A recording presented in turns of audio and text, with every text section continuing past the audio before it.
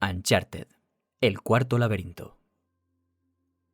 Los pájaros se dispersaron cuando Jack se desvió por un viejo camino lleno de surcos, rompiendo ramas y arrancando lianas mientras se abría camino a través de la selva con sus perseguidores a la zaga, las balas volando, una chica preciosa pero malhumorada en el asiento del copiloto y la madre de todos los dolores de cabeza. Como tenía un solo brazo sobre el volante, el jeep se salió hacia la izquierda y la chica gritó cuando intentó devolver el vehículo a su camino justo antes de que se estrellaran contra un árbol caído. Nathan Drake estaba empezando a odiar la jungla. Echó una mirada al espejo retrovisor un segundo antes de que una bala lo hiciera pedazos, obligándole a arriesgarse a mirar hacia atrás por encima del hombro. Había 3 coches persiguiéndoles, un camión maderero que se había quedado rezagado y 2 jeeps iguales al que estaba conduciendo, lo cual tenía bastante sentido, ya que estaba aparcado justo al lado de los otros cuando lo robó.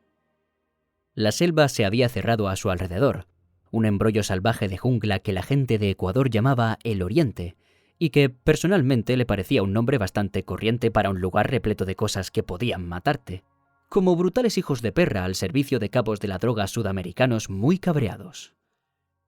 El camino de surcos que había tomado obligaba a los 3 vehículos a seguirle en fila india, lo que era bueno porque significaba que solo podía haber un coche disparándole todo el rato. Las balas agujereaban las hojas y rompían las ramas, y el jeep daba bandazos arriba y abajo, mientras Drake rechinaba los dientes y mantenía la cabeza baja.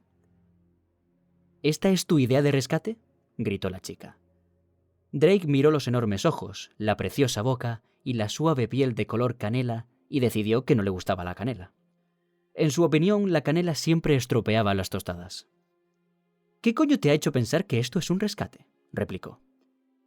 La chica palideció un poco al oírle, justo antes de entornar los ojos. Puede que el hecho de que me estés rescatando. Drake se rió, pero su sonrisa desapareció en cuanto escuchó las balas atravesar la trasera metálica del jeep. El neumático de repuesto que estaba atado al capó salió volando, pero aquello era considerablemente mejor que perder uno de los neumáticos que sí estaba usando. ¿A ti te parece un rescate?, preguntó. Te has apuntado al viaje por accidente, guapa. A decir verdad, no había sido totalmente por accidente.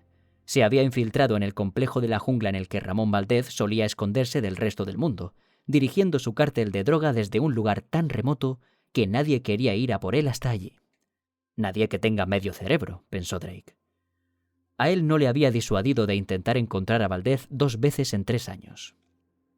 No le gustaban los trabajos que implicaban el robo directo por razones que quedaban perfectamente explicadas con la situación en la que se encontraba en esos momentos. Pero en el caso de Ramón Valdez había hecho una excepción porque tenía un cierto derecho sobre el objeto que le habían contratado para robar. Él ya lo había robado una vez antes. La chica había sido un imprevisto en su plan. La había encontrado atada en la habitación de Valdez y su primer impulso había sido dejarla allí, hasta que los esfuerzos que ella hacía por liberarse le convencieron de que no era una participante voluntaria en aquel juego masoquista. Eso había complicado considerablemente las cosas, ya que el tiempo era vital para su plan. Durante unos pocos segundos había intentado convencerse de que no se arrepentiría de dejarla allí, que sus esfuerzos no eran más que una actuación que había ensayado para Valdez, pero sabía que se estaba mintiendo a sí mismo. Drake sabía reconocer a un prisionero cuando lo veía. ¿Qué se supone que estabas haciendo allí?, le preguntó, girando el volante hacia la derecha. Estaba de vacaciones, respondió amargamente en ese tono de «eres gilipollas» que las mujeres jóvenes parecen dominar a edades muy tempranas. ¿Tú qué crees? No es precisamente de mi incumbencia, replicó Drake. Una oleada de disparos destrozó los árboles que había a su izquierda y las últimas balas arañaron la parte lateral del jeep y reventaron una de las luces. Un guacamayo estalló en mitad de su vuelo en una explosión de sangre, plumas y balas. ¿No deberías concentrarte en conducir?, preguntó la chica con el miedo en los ojos al mismo tiempo que intentaba hundirse aún más en su asiento. ¿Cómo puedes estar tan tranquilo? No, yo no estoy tranquilo, dijo Drake, girando el volante para rodear un árbol caído. El jeep rugió al pasar por encima de arbustos y raíces y de esquivar un gigantesco árbol de ceiba. Lo que estoy es aterrorizado. Lo sé por mis nudillos blancos y por cómo me duele la mandíbula de tanto apretarla. La chica le miró las manos sobre el volante. Probablemente notó lo blanco que tenían los nudillos porque se puso un poco más pálida que antes. ¿No vas a decirme quién eres?, exigió Drake. Entonces, ¿es verdad que no te envía mi padre?, preguntó ella. Su decepción le ablandó tanto como puede ablandarse un tipo que conduce a través de la selva con un grupo de gente intentando matarle. Vio el árbol de tronco partido que había estado esperando encontrar, el único punto de referencia que podía esperarse de un sitio así, y dio un volantazo hacia la izquierda, llevando el jeep a través de una cortina de lianas colgantes hasta un camino que muchas pezuñas habían pisado, pero pocos neumáticos habían recorrido.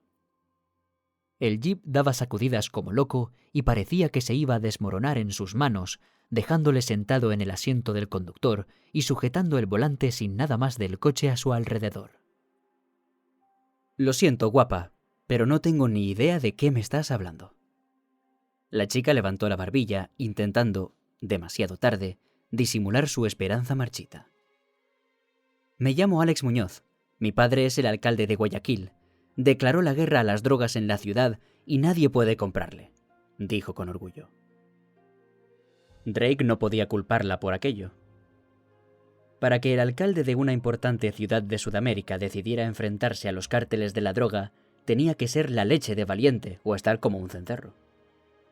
Alex tampoco necesitaba contarle el resto de la historia. Chica guapa, no más de 19 años, atada y drogada en el dormitorio de un capo de la droga. Había sido un rehén, una táctica de negociación y probablemente la futura víctima de algo peor. ¿Cómo me meto en estos líos?, pensó Drake. Pero no era como si Alex Muñoz tuviera la culpa de que le estuvieran disparando. No había duda de que desatarla y sacarla del complejo le había costado el ser descubierto y le había ralentizado. Pero el plan había sido arriesgado desde el principio, y en su experiencia, los planes arriesgados casi siempre terminaban con alguien disparándole y en ocasiones incluso alcanzándole. «Si mi papá no te envió, ¿quién eres tú?», preguntó Alex, recuperando su expresión malhumorada. «¿Qué vas a hacer conmigo?». Drake ignoró la segunda pregunta. Si había aprendido algo con el paso de los años, era que si estás huyendo para salvar la vida con una mujer a tu lado, es mejor no decirle jamás que nunca has tenido un plan. «Me llamo Drake. Nate Drake». Alex no dio señales de haber pillado la referencia a James Bond en la frase. «¿Qué es todo esto?», le preguntó. «¿Qué hiciste para enfadar tanto a Valdez?». Drake señaló el asiento de atrás. «¿Ves eso?». Cuando Alex miró a su espalda, Drake sabía lo que iba a ver. El cetro estaba envuelto en un saco de arpillera que se mantenía en su sitio con tiras de celofán. El saco de arpillera había salido de la plantación de opio que había en el complejo, al otro extremo de donde se encontraba la casa de Valdez. La cinta de celofán la había traído el mismo Drake. Se las había apañado para abrir la vitrina del estudio de Valdez sin que sonaran las alarmas, había metido el cetro en el saco y lo había enrollado bien, y se disponía a salir de la casa cuando se le ocurrió echar un vistazo en el dormitorio y vio a la chica de piel canela. El resto era historia de la idiotez. «Ya veo», dijo Alex. «¿Has oído hablar de la Posada del Amanecer? ¿Hablas de un bar de carretera o de Pacarictambo? ¿Del lugar de todo origen? ¿O te refieres a la colonia perdida?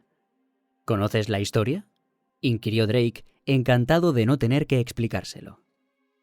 El mero hecho de estar manteniendo aquella conversación resultaba extremadamente absurdo, pero supuso que era mejor que tenerla gritando que no la dejara morir, o que estar maldiciéndose a sí mismo por tener la idea de ir hasta allí. «Por supuesto», resopló Alex. «Estudio en la universidad». «Genial», resopló Drake. «La única niñata de toda la selva y resulta que la tengo en el jeep». Según la mitología inca, Pacarictambo era una caverna de la que había surgido el primer pueblo del mundo.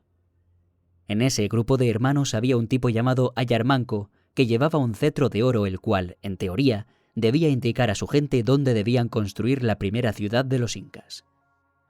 La leyenda contaba que se había cambiado el nombre y había fundado la ciudad de Cuzco, y que entre él y sus hermanas habían construido con sus propias manos las primeras casas incas.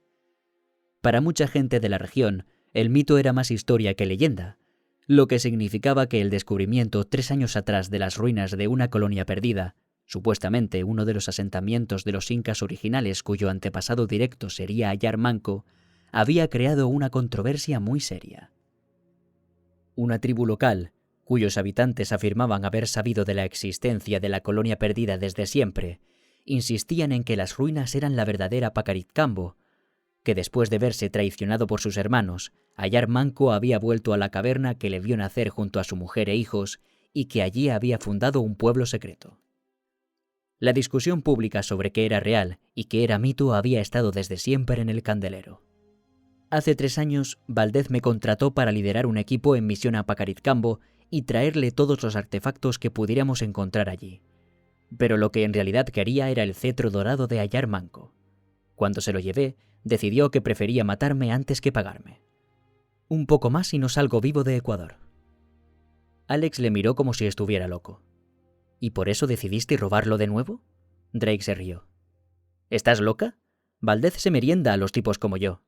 No tenía muy claro que podía considerarme afortunado de seguir respirando. Pero los Cuicawa, ya sabes, esa tribu que proclama su relación con Ayar Manco, creen que son sus descendientes más próximos, así que el cetro debería ser suyo. Ellos me han contratado para que lo recupere. ¿Y aceptaste el trabajo? ¿Después de que Valdez casi te matara? Todos tenemos que trabajar, replicó Drake. Y oye, Valdez se echó atrás después de hacer un trato. Eso no es algo que sienta precisamente bien, ¿sabes? Supuse que lo mínimo que podía hacer era fastidiarle un poco. Los dos se sujetaron cuando el jeep cayó hasta el lecho de un río, chapoteó un rato y emergió rugiendo en la orilla opuesta. Ya no se oían los disparos, y durante un momento Drake esperó que los secuaces de Valdez se hubieran dado por vencidos en la persecución. En ese momento uno de los jeeps que le seguían apareció a través de las lianas que habían dejado atrás y se dio cuenta de que deberían haber sido más listos. Las cosas nunca eran tan fáciles. «Oye», empezó Drake, mirando de reojo a Alex mientras conducía al mismo tiempo que una ráfaga de balazos destrozaba los árboles a su izquierda. «¿Crees que tu padre ha ofrecido una recompensa por devolverte a casa sana y salva?» La chica se le quedó mirando. «Acabas de decir que no era un rescate». «No», replicó Drake, «creo que nunca he dicho eso. Además es una cuestión debatible, ¿no crees? Quiero decir, una vez te he rescatado, pues...» «¡No me has rescatado!», gritó a la vez que una bala hacía pedazos el espejo retrovisor de su lado, llenándole el pelo de fragmentos de cristal y metal. «Bueno», dijo Drake, «aún no». Dirigió el jeep hacia un hueco en los árboles que parecía demasiado estrecho para pasar, pero que consiguió cruzar con escasos centímetros sobrantes a cada lado. Alex le puso verde y se tapó la cabeza para luego levantar la vista, parpadeando sorprendida al ver que no habían chocado. Al mismo tiempo, Drake pisó el acelerador a fondo y los neumáticos escupieron pedazos de tierra mojada al avanzar. Durante unos pocos segundos, el martilleo de las balas cesó de nuevo, y mientras cruzaban una arboleda de lianas extrañamente uniforme, el silencio de la jungla los envolvió, acallando el ruido del motor. El jeep entamó una cuesta, la subió hasta la cima y las ruedas rodaron sin tracción durante un instante antes de tocar tierra en un pequeño claro. Con los brazos rígidos, Drake mantuvo el volante estable sobre el terreno accidentado, pero ya no le quedaba espacio. Unos espesos setos rodeaban el claro y los árboles estaban cada vez más cerca, pegados entre sí como si estuvieran conspirando. El único camino para salir de allí era el mismo por el que Drake había llegado y los pistoleros de Valdez le estaban pisando los talones. «¡Ay, Dios! ¡Estamos muertos!», gritó Alex.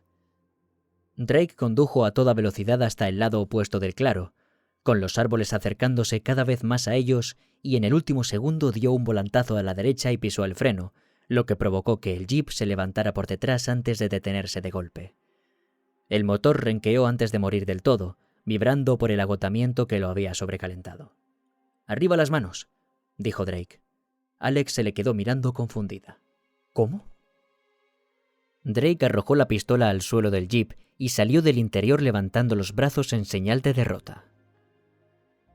«Si no quieres que te peguen un tiro, levanta los putos brazos». El primero de los vehículos que le seguía entró rugiendo en el claro. Se oyeron varios disparos, pero Drake empezó a gritar que se rendían, tanto en inglés como en español, levantando los brazos aún más alto para indicar que lo decía en serio. Dio unos pasos para alejarse del jeep, mientras Alex finalmente decidía levantar las manos ella también y salía del coche, imitando su comportamiento lo mejor que podía. Había empezado a llorar. Drake pensó que sonreír era una pésima idea, pero aún así tuvo que hacer verdaderos esfuerzos para mantener un rostro inexpresivo. El miedo le provocaba esa reacción. Imaginaba que Valdez habría ordenado a sus sicarios que recuperaran a la chica y el cetro de Ayar Manco, y veía más que probable que también les hubiera indicado matar al ladrón que se había llevado las dos cosas, es decir, a él, pero también pensaba que rendirse les confundiría. O al menos esperaba que lo hiciera. El segundo coche de asesinos llegó al claro al mismo tiempo que el primero se detenía de golpe a unos 6 metros de donde ellos estaban, con las armas apuntando a Drake y a Alex. El camión grande debía de estar abriéndose paso lentamente en algún punto por detrás. En uno de aquellos vehículos tenía que estar el tipo al mando, un cabrón más listo que el resto de los cabrones y cuya señal esperarían los demás en un momento de confusión. Si Drake se rendía, ¿significaba eso que tenían que llevarle vivo ante Valdez, o la idea seguía siendo coserle a disparos? Mientras esperaban, salieron del interior de los dos jeeps todos gritando a la vez, que se distribuirían en círculo alrededor de Drake y la llorosa chica, que no parecía entender que iban a dejarla con vida para preservar su valor como rehén. Aunque a lo mejor era por eso que estaba llorando, pensó Drake. Tal vez que la cogieran viva la asustaba más que morir. O puede que simplemente esté siendo melodramático, pensó. Los asesinos hicieron un gesto con los cañones de las pistolas, gritándole a Drake que se arrodillara. Hizo lo que le pedían y Alex también, aunque a ella nadie se lo había pedido. Un hombre bajito, delgado y de aspecto letal, con un bigote que parecía haberse pintado con un rotulador indeleble, saltó de la parte de detrás del segundo jeep y caminó hacia Drake con la pistola bajada, a un lado de su cuerpo, como si estuviera intentando pillarles por sorpresa, a pesar de que tenía a todo el mundo mirándole con expectación. Así que ese era el tipo en cuestión. Drake esperó a que diera la orden de dispararle. El de los bigotes pintados no pronunció una sola palabra, así que si sus colegas estaban esperando órdenes suyas, iban a tener que seguir haciéndolo, porque parecía ser de los que se tomaban las cosas con calma. Sacó una pistola de la funda que llevaba bajo la axila y avanzó hacia él, levantándola hasta apuntar directamente a la frente de Drake. «Cuando quieras», gritó Drake con voz temblorosa. El pequeño comandante frunció el ceño sorprendido, aparentemente asumiendo que Drake intentaba azuzarle para que apretara el gatillo. «¿Qué estás?» empezó Alex. Se oyó un único disparo que asustó a una bandada de pájaros de colores, que volaron desde los árboles hacia el claro. El hombrecillo del bigote ridículo se tambaleó y dio un paso atrás, bajando la cabeza y mirando con una mezcla de confusión y tal vez un poco de arrepentimiento el agujero de su pecho antes de caer sobre la hierba. Solo el hecho de que Drake y Alex tuvieran las manos arriba y claramente vacías las mantuvo con vida en aquel momento. Los asesinos, estupefactos, se dieron la vuelta y apuntaron a los árboles intentando adivinar a quién se suponía que debían disparar. Uno de ellos incluso lanzó unas cuantas ráfagas de balas a la nada. Cuando las sombras se movieron, las ramas se abrieron y docenas de armas y rostros humanos aparecieron entre los árboles. Algunos estaban arriba y otros abajo, algunos iban vestidos al estilo de las tribus locales y otros con la ropa sencilla de los trabajadores migratorios, pero todos estaban armados. Llevaban pistolas y arcos con las cuerdas tensas y preparadas para disparar las flechas. Algunos incluso empuñaban cuchillos listos para ser lanzados. Aparte del sonido de las pistolas al cargarse y el crujido de las hojas, eran completamente silenciosos. Uno de los hombres de Valdez empezó a gritar a los demás que dispararan, como si necesitara que otra persona empezara para no tener que ser el primero en apretar el gatillo. Una flecha se clavó en el suelo a pocos centímetros de su embarrada bota izquierda. Se la quedó mirando durante unos pocos segundos antes de arrojar su pistola al suelo. Un momento después, el resto de los sicarios empezó a tirar las armas y los hombres de la tribu Cuicagua aparecieron rápidamente de entre los árboles y les rodearon. Varios de los miembros de la tribu corrieron hacia el jeep que Drake había rodeado y uno de ellos levantó el cetro enrollado en el saco de arpillera del asiento de atrás, lo agitó triunfante y asintió a modo de agradecimiento. Drake esperaba que el hombre fuera consciente de que no había robado el cetro solo para ganarse la gratitud de la tribu. Se puso en pie y se acercó a Alex. La chica parecía seguir aterrorizada y miraba a los Kuikawa como si fueran una nueva amenaza. Drake la ayudó a levantarse del suelo. ¿Y ahora qué?, preguntó. ¿Cuenta como rescate?